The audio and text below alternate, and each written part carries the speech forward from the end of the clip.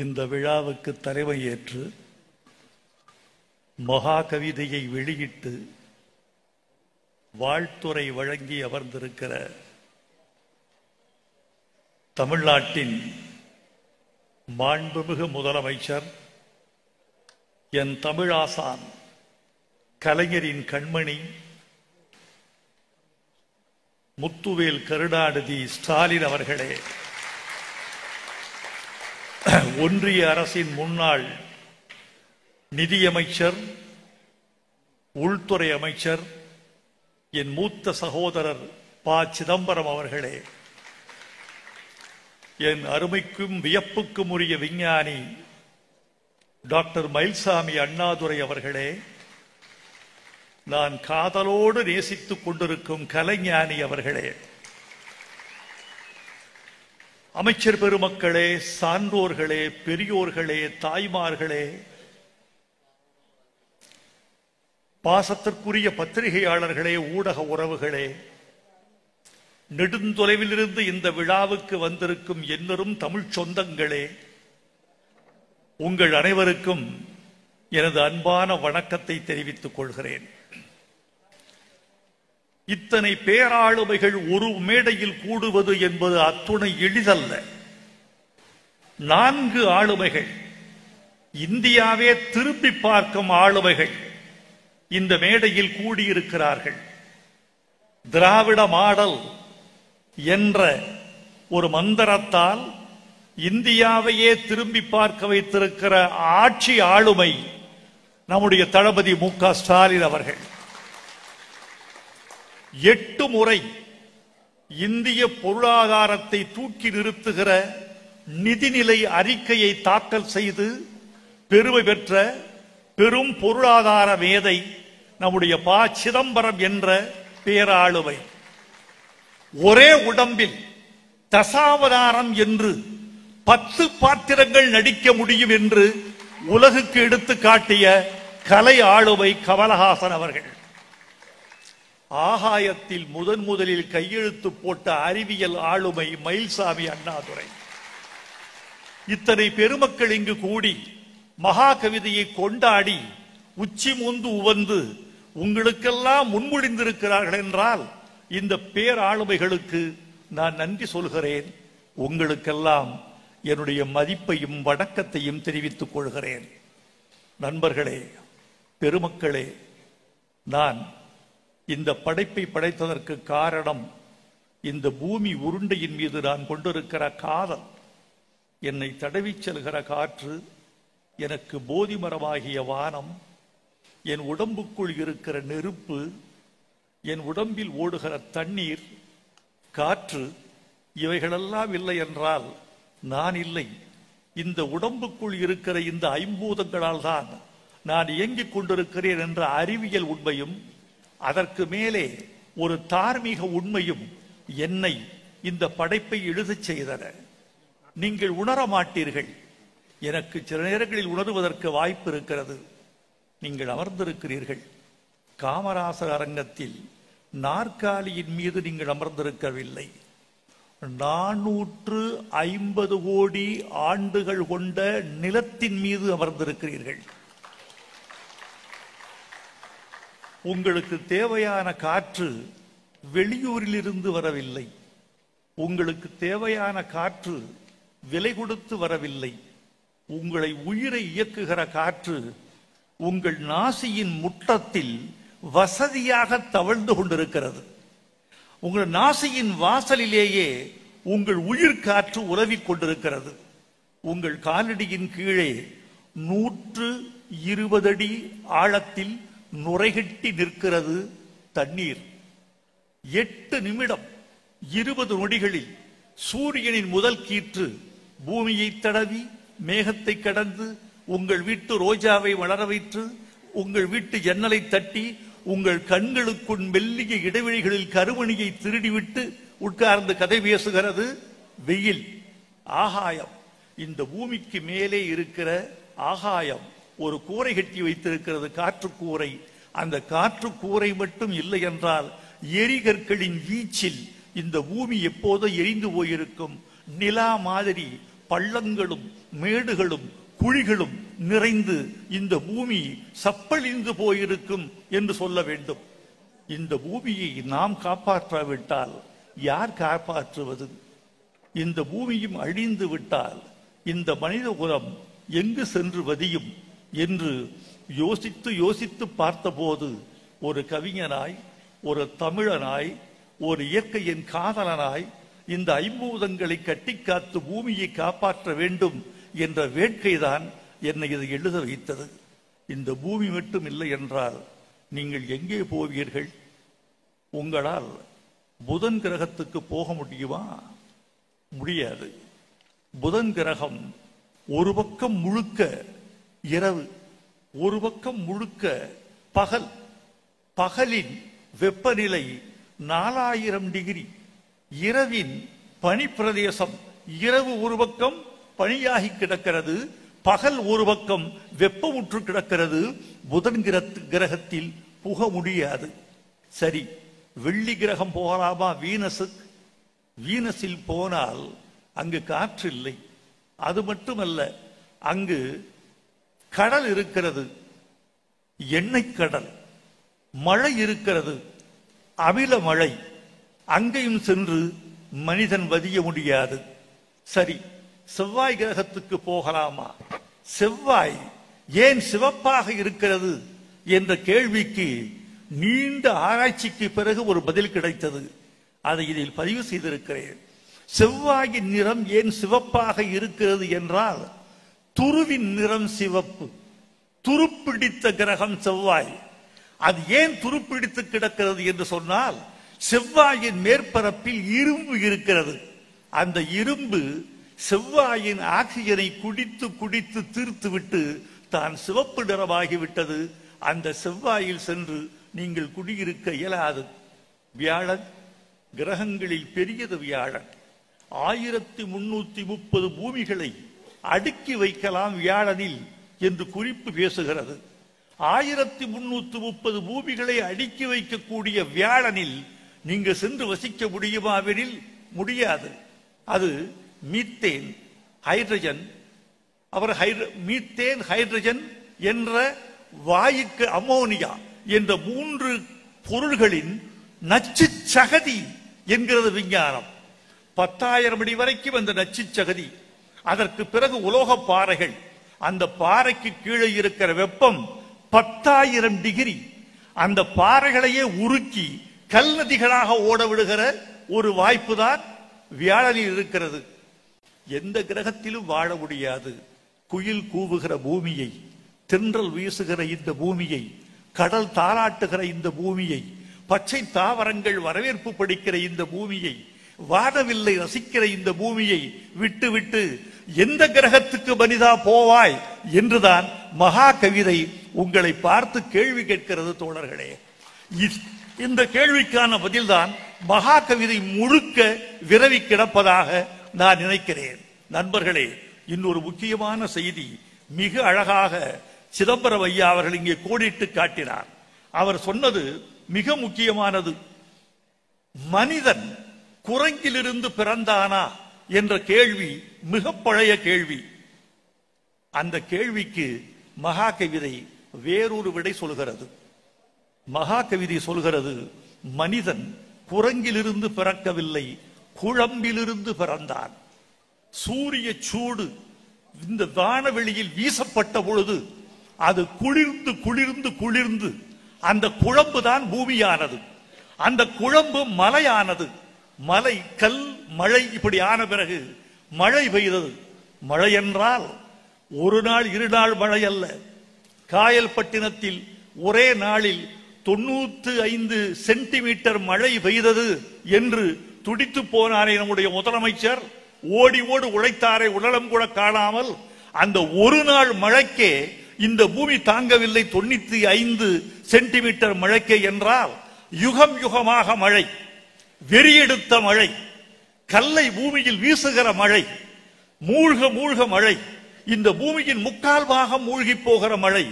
அந்த மழையில் அந்த குழம்பு குளிர்ந்து குளிர்ந்து கல்லானது. மழை நிற்கவில்லை, மீண்டும் பொழிகிறது. அந்த மழை நீர் அந்த கல்லுக்குள் இருந்த மணலை உருவி உருவி எடுத்தது. மழை ரம்பம் கல்லை அறுத்தது, அது மணலானது. மணலுக்குள் தாவர வேர்கள் புகுந்த பொழுது மணல் மண்ணானது. அந்த மண்ணின் தாவரங்கள், தாவரங்களிலிருந்து உயிர்கள், உயிர்களிலிருந்து கடைசியில் குரங்கு, குரங்கிலிருந்து மனிதன், குரங்கிலிருந்து மனிதன் என்பது கடைசி பரிணாமம்.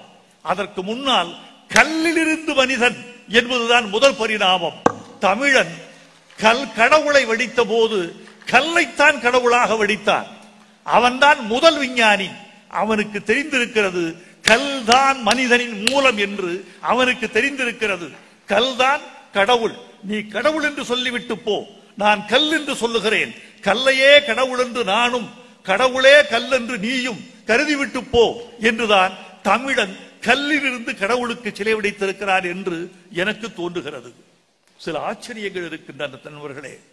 அந்த ஆச்சரியங்களை இந்த நூலில் பட்டியலிட்டிருக்கிறேன். நைட்ரஜன் ரொம்ப முக்கியம் இந்த உடம்புக்கு.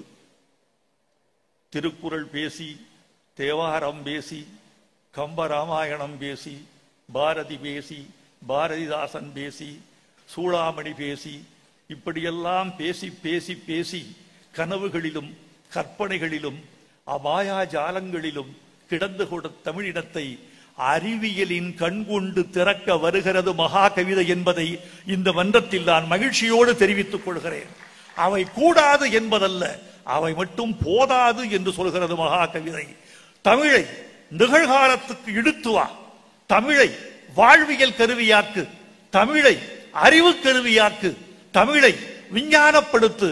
இந்த உலக இனங்களோடு தமிழன் போட்டி போட வேண்டும் என்றால் இலக்கியம் மட்டும் போதாது, அறிவியல் என்ற வாழை ஏந்தினால்தான் உலக இனங்களோடு தமிழன் போட்டி போட முடியும் என்று இந்த மகா கவிதை விவரிக்கிறது. இந்த நைட்ரஜன் காற்றில் இருக்கிறது. காற்றில் இருந்து நைட்ரஜனை பிரித்தெடுக்க முடியாது. அது அவ்வளவு எளிதல்ல. மயில்சாமி அவர்களை கேட்டால் அவர் சொல்லுவார், நைட்ரஜனை பிரிப்பது அவ்வளவு எளிதல்ல. இந்த நைட்ரஜனை, இந்த உடம்புக்கு நைட்ரஜன் ரொம்ப தேவை. பிரித்தெடுக்கிற பொறுப்பை இயற்கை மின்னலுக்கு கொடுத்திருக்கிறது. அடிக்கிற மின்னல் தெரிக்கிற பொழுது காற்றின் குடுமையை பிடித்து ஒரு உலுக்குகிறது.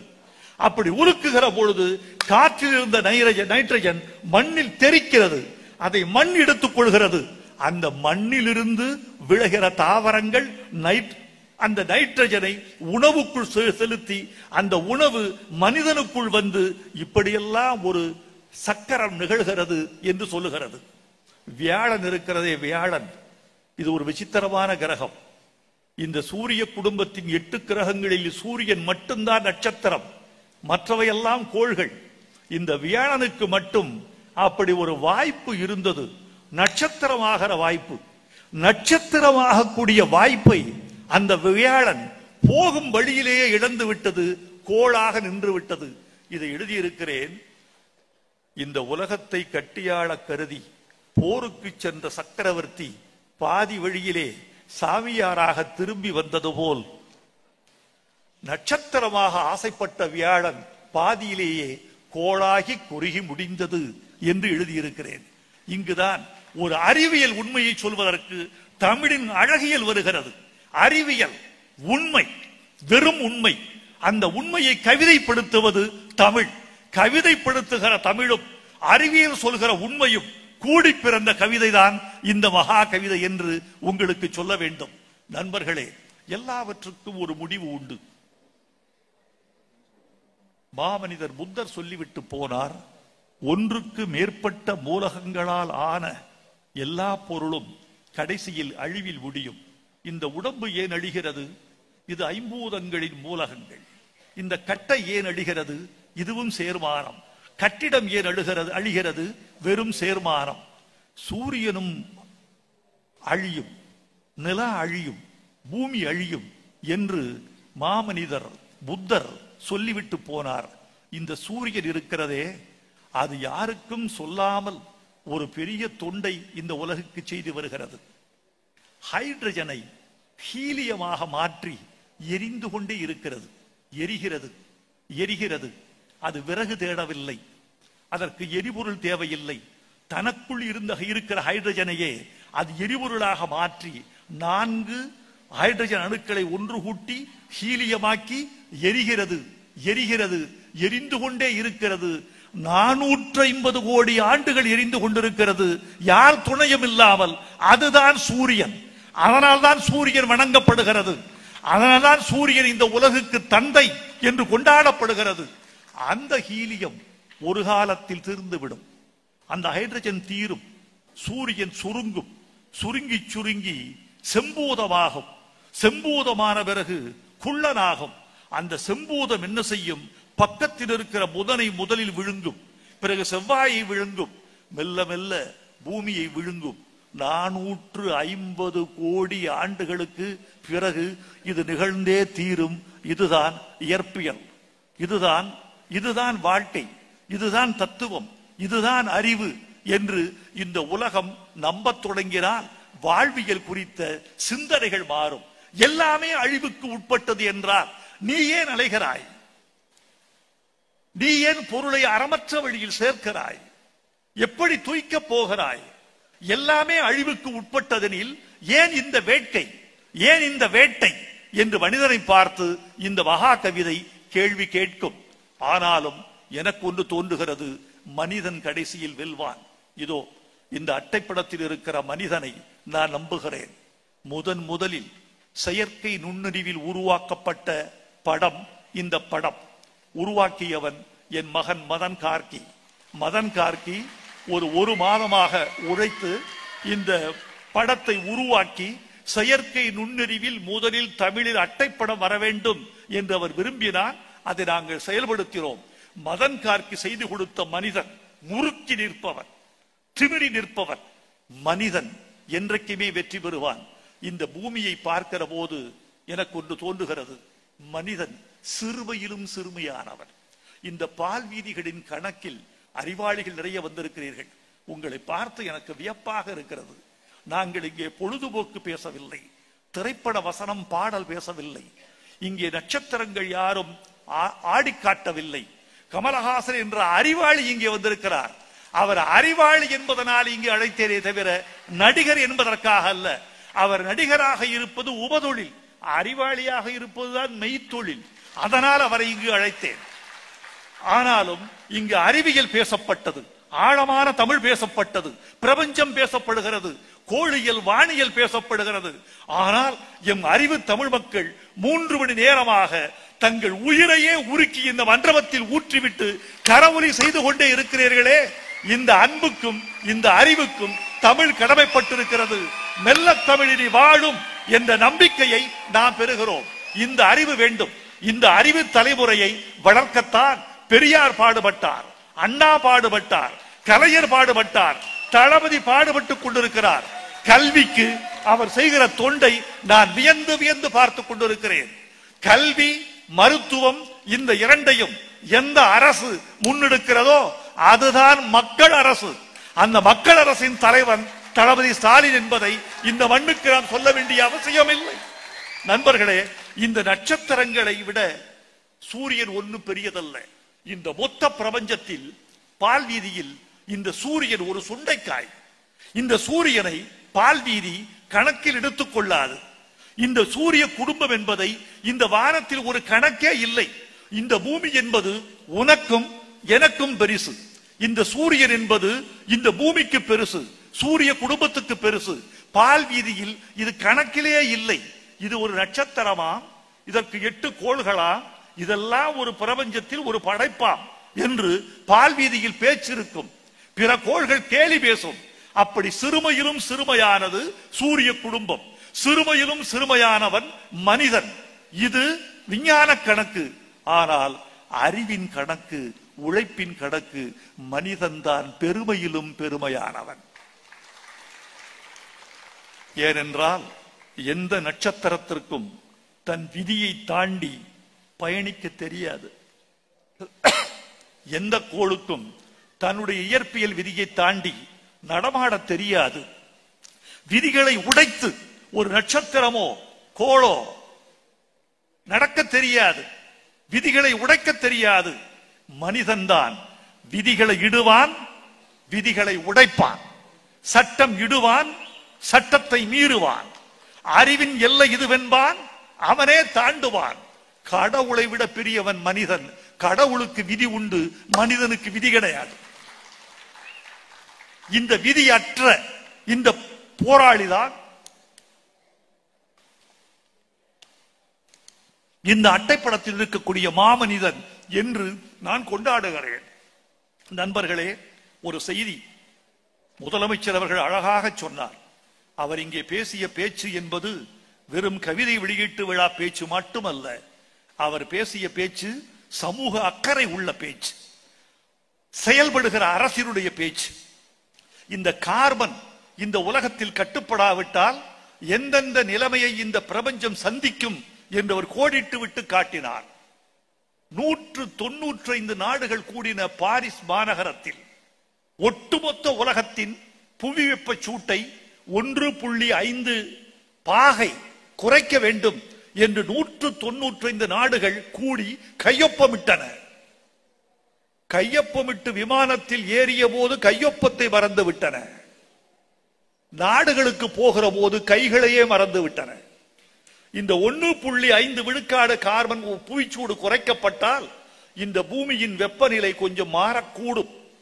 இன்னைக்கு புவி வெப்பநிலை தான் நெல்லையின் வெள்ளம், தென்காசி வெள்ளம், தூத்துக்குடி வெள்ளம், சென்னை வெள்ளம், இவை இயற்கைக்கு புறம்பானவை.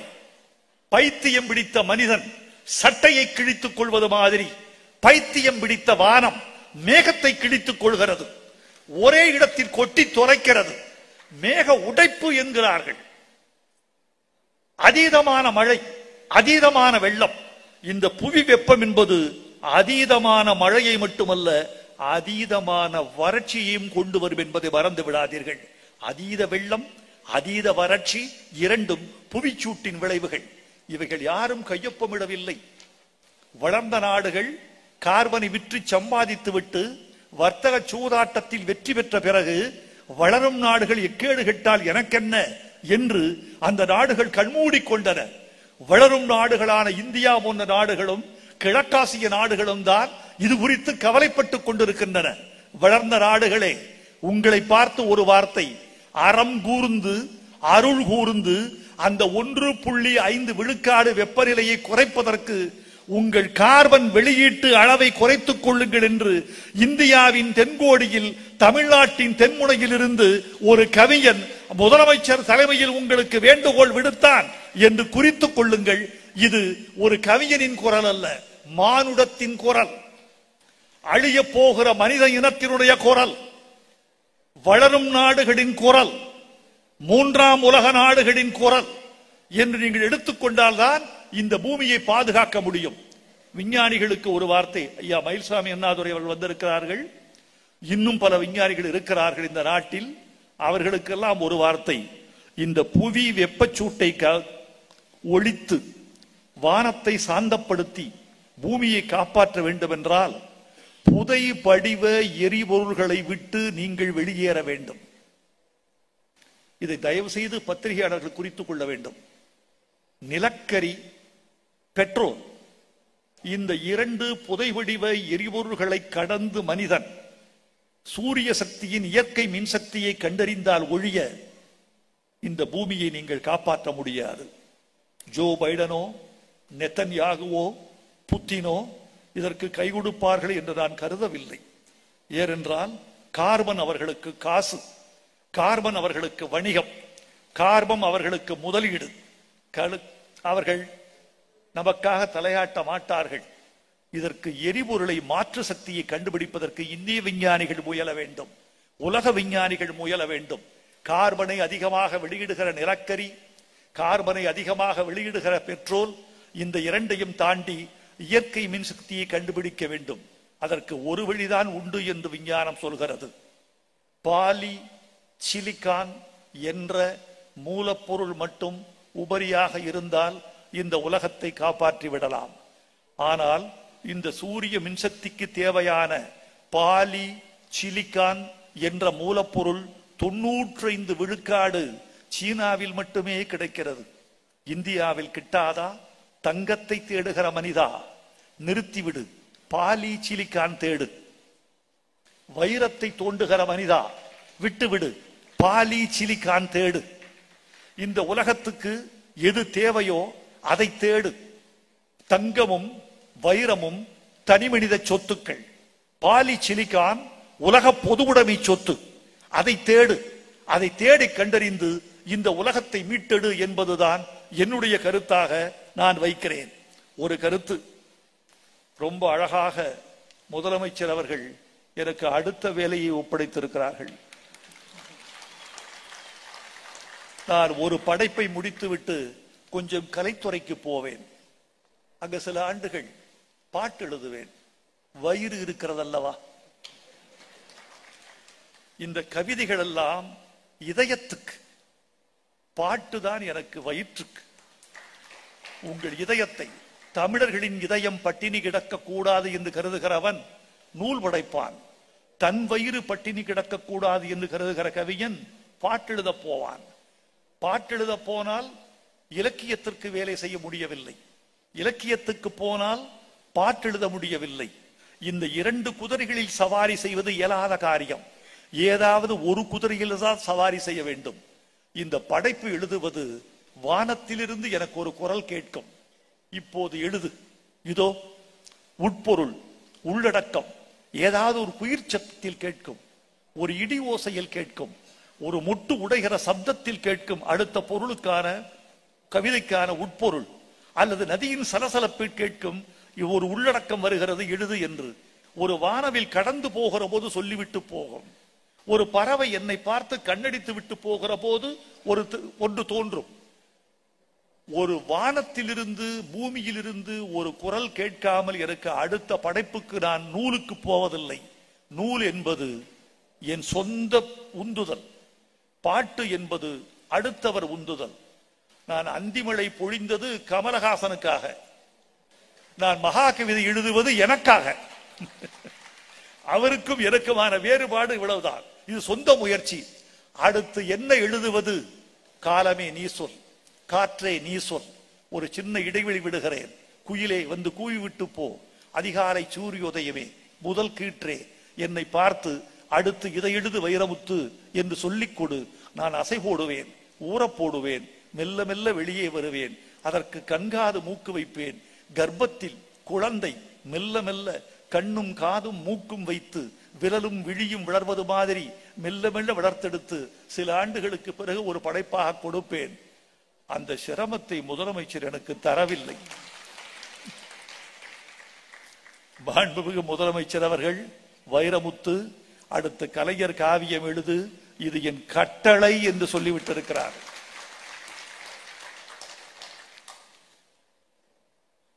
அரசாங்கம் போட்ட ஜிஓவை ஒரு ஏழை மாற்ற முடியுமா?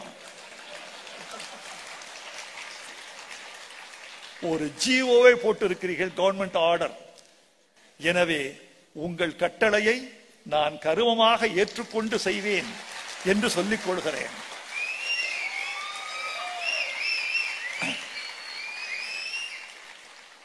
இந்த கவிதை எழுதுவது என்பது நான் கரும்பு தின்பது போல, நான் சுயமாக எனக்கு நானே சூட்டிக் கொள்கிற மாலை மாதிரி, எனக்கு நானே போட்டுக்கொள்கிற ஒரு தங்க ஆரம் மாதிரி. கலைஞரை பற்றி எழுதுவதற்கு நான் துயரப்பட வேண்டிய அவசியம் இல்லை. கலைஞரை பற்றி எழுதுவதற்கு யாரிடம் மூலப்பொருள் கேட்கலாம் என்று உங்களில் பல பேர் யோசித்துக் கொண்டிருப்பீர்கள். நான் யாரிடமும் மூலப்பொருள் கேட்பதில்லை. நெஞ்சுக்கு நீதி ஒன்று போதும் கலைஞருடைய வாழ்க்கைக்கு மொத்தத்துக்கு மூலப்பொருள் தருவதற்கு. நெஞ்சுக்கு நீதியில் எழுதாத செய்திகள் உண்டு என்றால் நான் தளபதியை தனியாக சந்திப்பேன். அவர் தூங்க போவதற்கு முன்னால் ஒரு லுங்கி கட்டிக்கொண்டு அமைதியாக தொலைக்காட்சி பார்த்து கொண்டிருக்கிற போது தொலைக்காட்சியை நிறுத்திவிட்டு என்னோடு ஒரு அரை மணி நேரம் பேசி, தந்தையினுடைய எழுதாத பக்கங்களை சொல்லுங்கள், கேளாத பக்கங்களை சொல்லுங்கள், பாராத பக்கங்களை எனக்கு பார்க்க விடுங்கள் என்று அவரிடம் சொல்லிக் கொள்வேன். அது நெஞ்சுக்கு நீதி எழுத்து, இது உயில். கலைஞர் எழுதி வைத்த உயில் நம்முடைய தளபதி அவர்கள். கலைஞர் எழுதி வைத்த அரசியல் உயில் நெஞ்சுக்கு நீதி. அது அரசியல் உயில், இது உயிர் உயில். இந்த ரெண்டு உயிர்களை எடுத்துக்கொண்டால் கலைஞருடைய காவியத்தை படைப்பதற்கு வாய்ப்பு வரும் என்று நினைக்கிறேன். அதற்கு என் மனநிலை, உடல்நிலை, காலநிலை, கணித நிலை எல்லாம் கூடி வர வேண்டும் என்று கேட்டுக்கொள்கிறேன். நண்பர்களே, விடைபெறும் நேரம் வந்துவிட்டது. நான் தளபதி அவர்களை நீண்ட நேரம் இருக்க வைக்க விரும்பவில்லை.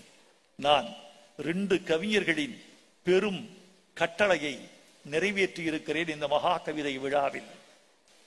ஒன்று மகாகவி பாரதி இட்ட கட்டளை, சென்றிடுவீர் எட்டுத்துக்கும் கலை செல்வங்கள் யாவும் குளர்ந்து இங்கு சேர்ப்பீர். என்ன இந்த திமிர்ந்த வாசகம்? இது வேண்டுகோள் அல்ல, கட்டளை. அந்த கட்டளையில் இருக்கக்கூடிய ஆணை உண்மையானது, உறுதியானது, ஒரு சமூகத்தினுடைய தேவை கருதியது. சென்றிடுவீர் எட்டுத்துக்கும் கலை செல்வங்கள் யாவும் குளர்ந்து இங்கு சேர்ப்பீர். அது இதில் நிறைவேறி இருக்கிறது. பாவேந்தர் பாரதிதாசன் தமிழ்நாட்டை பற்றி கண்ட கனவு இன்று நிறைவேறி இருக்கிறது. என்னரும் தமிழ்நாட்டின் கண், எல்லாரும் கல்வி கற்று பன்னரும் கலைஞானத்தால் பராக்கிரமத்தால் அன்பால் உன்னத இமயமலை போல் ஓங்கிடும் கீர்த்தி எய்தி இன்புற்றார் என்று மற்றோர் இயம்ப கேட்டல் என்னாளோ என்று கேட்ட மகா பாவேந்தர் பாரதிதாசன் அவர்களே, அந்த இயம்ப கேட்டல் என்னாளோ என்று கேட்டீர்கள். அந்நாள் இதோ இந்நாள், இந்த பொன்னாள், இந்த திருநாள், எங்கள் தமிழச் சாதி ஒரு கூரையின் கீழ் ஒன்று கூடிய இந்த பொன்னாள் தான் அந்த கனவு நனவாகிற திருநாள். மகா கவிதையை வாங்குங்கள். மகா கவிதை இன்று விற்பனை செய்யப்படுகிறது. இது கற்பனைக்காக செய்யப்பட்ட ஒரு நூல் அல்ல, விற்பனைக்காக செய்யப்பட்ட நூல் அல்ல. எங்கள் தமிழர்களின் அறிவின் விசாலம் கருதி, அவர்களின் அறிவின் தாகம் கருதி, உலக குடிமக்களின் உயரத்தில் தமிழச் சாதியை ஏற்ற கருதி நான் இந்த படைப்பை படைத்திருக்கிறேன்.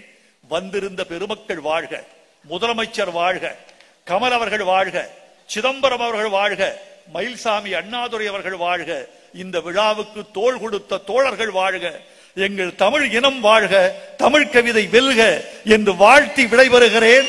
நன்றி, வணக்கம்.